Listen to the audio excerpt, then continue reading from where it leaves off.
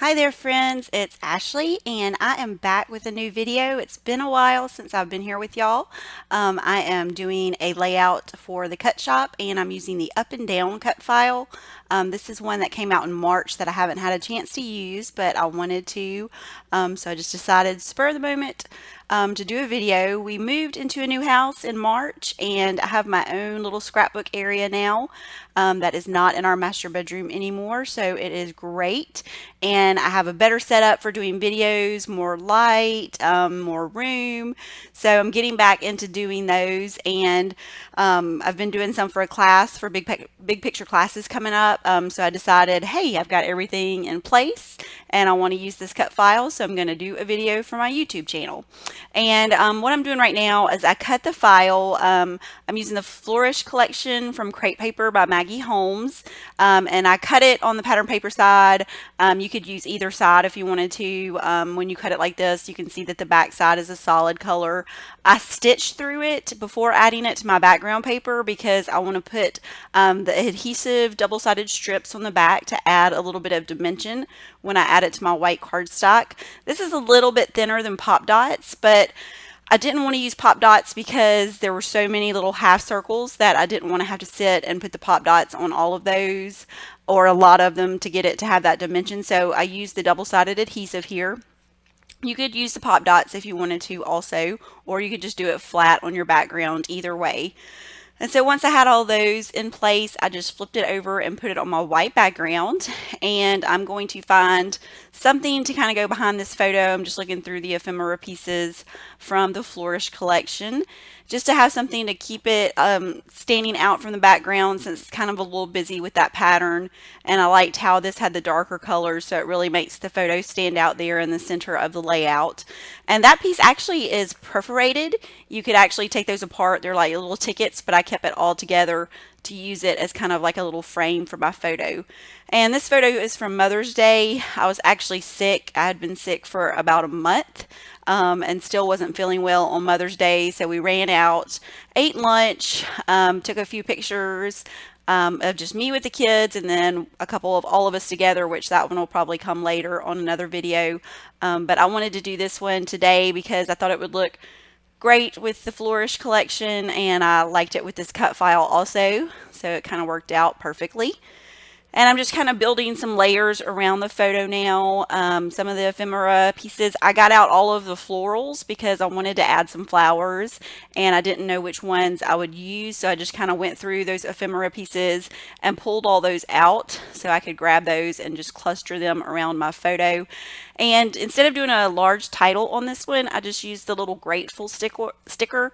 For my title. It kind of goes well with the photo and the theme, and it fit perfectly right there at the bottom corner of the photo and gave me some room to add some more of the pretty flowers and kind of just getting all those colors in there to stand out from that background, and it helps my photo stand out also. I'm just kind of going around now to the different embellishments. I like to mix the stickers and the chipboard and the ephemera just to get the different dimensions and texture on my layout. Now this is one of my favorite pattern papers from this collection. I love these little butterfly bugs, whatever they are, little beetles that they have on this paper. They're so cute and they are perfect for fussy cutting. You can see that I'd already cut some from the paper for other projects, but I wanted something at the top and bottom of the layout to kind of give it some balance. And I usually like symmetry or kind of having like I said, a balance and balancing things out. So I'm going to add another one on the bottom kind of toward the opposite side and create two little clusters there with those. And if you wanted to, you could stitch through those. The way my room is, or well, not really a room, but the way my scrapbook area is set up now, I actually have to take my sewing machine down from a shelf, put it on my desk, plug it in to use it. So I had already put it up since I was working on a different step of the layout and just was kind of too lazy to get it back out. So instead of stitching this time, I just stuck them straight on there. So I'm working on those clusters and I added the flower, but I thought that was a little bit too big and didn't like the way it looked. So I'm going to fussy cut again. The ephemera pieces are good for fussy cutting also.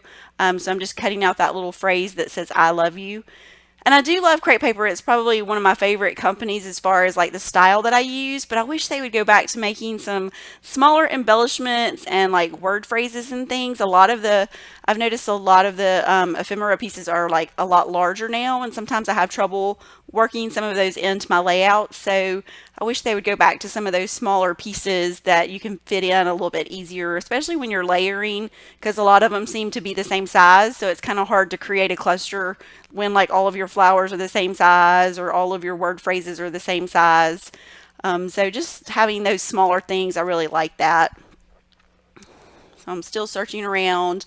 I decided that I wanted to add something above the photo. So I do grab one of those tags and just trim the little top part off. And then fussy cut this little strip, and it decided to shoot across my desk. So I had to grab that. But I just wanted something a little bit there at the top to kind of balance that photo out. And so I just kind of had the little tag part kind of peeking out there at the top, and then just added this little strip there to cover that other space. And kind of tucking it under the chipboard heart.